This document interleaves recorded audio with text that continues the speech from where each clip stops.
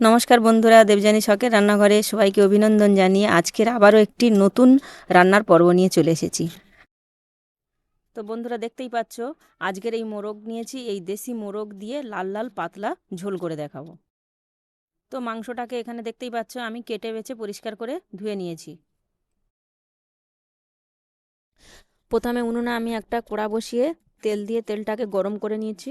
নিয়ে তার মধ্যে আমি আগের থেকে কেটে রাখা আলুগুলো দিয়ে দিচ্ছি। দিয়ে আলুগুলো আমি ভালো করে লাল লাল করে ভেজে নেব।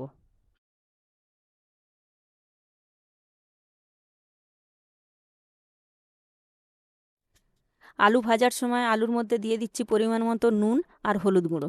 দিয়ে এটাকে আমি ভালো করে নেড়েচেড়ে ভেজে নেব।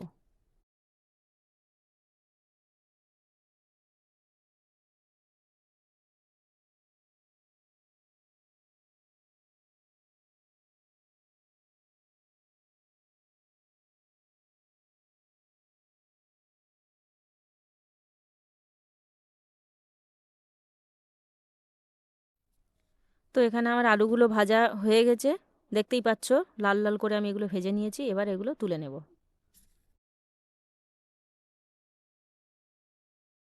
তো বন্ধুরা, এবারে ওই একই তেলের মধ্যে আবারও কিছুটা তেল দিয়ে দিচ্ছি। দিয়ে তার মধ্যে দিয়ে দিচ্ছি শুকনো লঙ্কা আর জিরে ফোড়ন।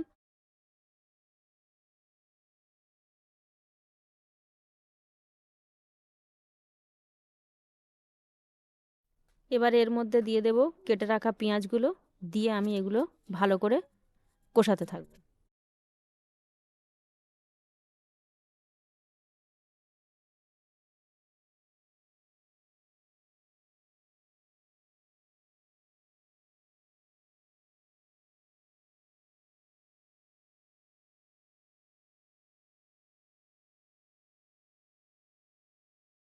পেঁয়াজটা আমি কিছুক্ষণ ভেজে নিয়েছি। ভেজে নেওয়ার পরে এর মধ্যে দিয়ে দিচ্ছি রসুন বাটা। রসুন বাটা দিয়ে আমি একটু নেড়ে চেড়ে নিয়ে তার মধ্যে দিয়ে দিচ্ছি আদা বাটা। দিয়ে এবারে এগুলোকে আমি বেশ কিছুক্ষণ একটু কষাতে থাকবো। দিয়ে তার মধ্যে দিয়ে দিচ্ছি টমেটো কাটা। তো টমেটো দেওয়ার পরে আবারও এটাকে একটু নেড়ে চেড়ে নিয়ে এর মধ্যে দিয়ে দিচ্ছি পরিমাণ মতো হলুদ গুঁড়ো, লঙ্কার গুঁড়ো আর নুন। দিয়ে এ দুটোকে আমি ভালো করে যতক্ষণ না তেল ছাড়ে ততক্ষণ আমি কষাতে থাকবো।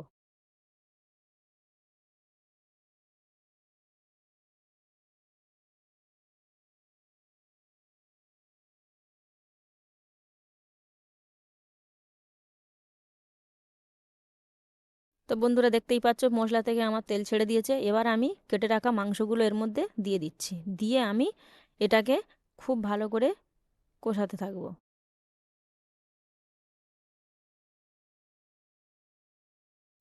তো বন্ধুরা, এটাকে আমি এবারে ঢাকা চাপা দিয়ে বেশ কিছুক্ষণ কষিয়ে নিয়েছি। নেয়ার পরে এর মধ্যে আমি এবারে দিয়ে দিচ্ছি কেটে ভেজে রাখা আলুগুলো।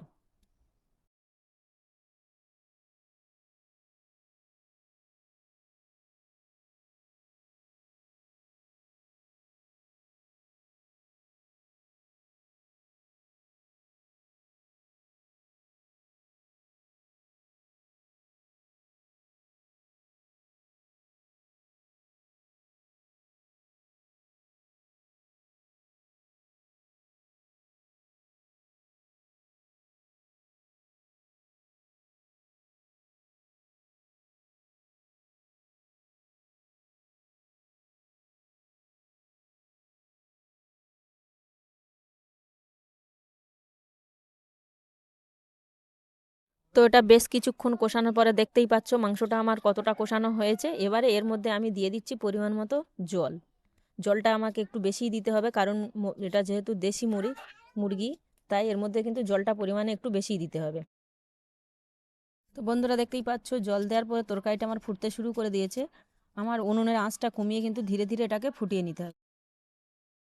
তরকারির মাংস আলু সবই আমার সেদ্ধ হয়ে গেছে, তরকারিটা কিন্তু রেডিও হয়ে গেছে। এবার এর মধ্যে আমি দিয়ে দেব ভেজে রাখা জিরে আর গরম মশলা গুঁড়ো করে রেখেছিলাম, সেটা দিয়ে দেব।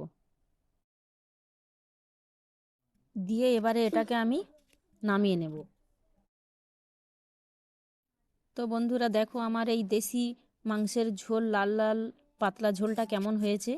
দেখতে কিন্তু দারুণ হয়েছে, খেতেও কিন্তু ভালো লাগে।